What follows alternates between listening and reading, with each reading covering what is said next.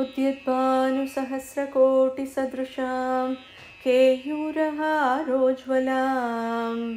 बिम्बोष्टीं स्मिततङ्क्तपञ्चुरुचिरां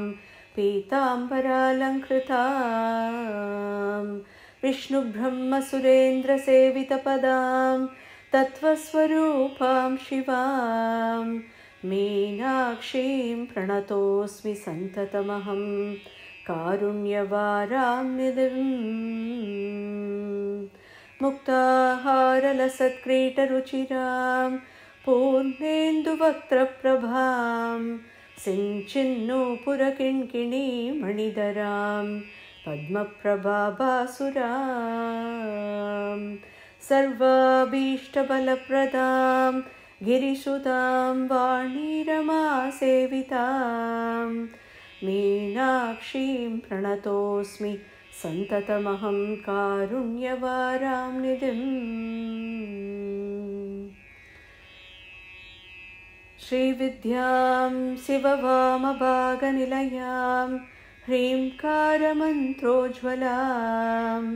श्रीचक्राङ्कितबिन्दुमध्यवसतिं श्रीमत्सभानायकीं श्रीमत्षण्मुखविघ्नराजजननीं श्रीमज्जगन्मोहिनीं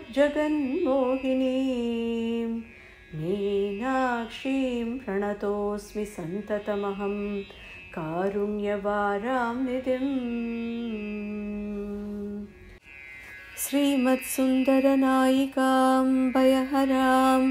ज्ञानप्रदां निर्मलां श्यामाभां कमलासनार्चितपदां नारायणस्यानुजां वीणावेणुमृदङ्गवाद्यरसिकां नानाविधामम्बिकां मीनाक्षीं प्रणतोऽस्मि सन्ततमहं कारुण्यवारां निधिं नानायोगिमुनीन्द्रहृन्निवसतिं नानार्थसिद्धिप्रदां नानापुष्पविराजिताङ्घ्रियुगलां नारायणेनार्चितां